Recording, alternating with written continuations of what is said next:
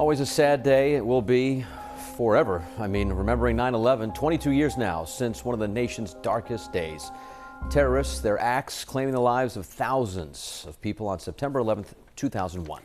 Ceremonies will be held across the nation today, including at the 9/11 Memorial, of course, in New York City. 12 News reporter Jake Coulter joins us live in Providence to tell us how some local communities are also remembering those lost that day.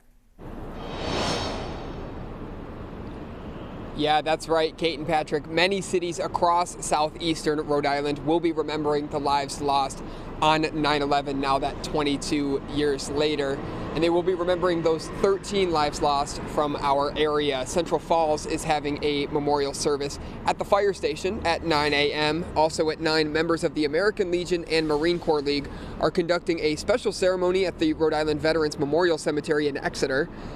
East Providence having a memorial ceremony in front of City Hall at 10 a.m. and just before 10:30. Warwick will also host its annual 9/11 Remembrance ceremony at the 9/11 Memorial in Oakland Beach. The state will also be hosting a 9/11 Remembrance ceremony inside the State House this morning at 8:30. State Senator Lou Reptakis will be among those present at the State House ceremony. Reptakis is working to resubmit a bill to allow teachers in public schools to hold a moment of silence in class on the anniversary of the tragic attacks. The proposal, which he introduced last year, is modeled after legislation already in place in New York State to commemorate the lives lost on that attack. You can read more about the local victims as well as finding a full list of all the events happening today on our website, WPRI.com. For now, live in Providence, Jay Coulter, 12 News. And this morning, we continue to remember 9/11. People across the country taking a moment to reflect on the lives lost in the terrorist attack 22 years ago today. Here in Rhode Island, a 9/11 monument that has been undergoing restoration is complete for the first September 11th anniversary in 5 years. 12 News reporter Jake Coulter joining us now live from downtown Providence with a look at the newly restored memorial. Jake.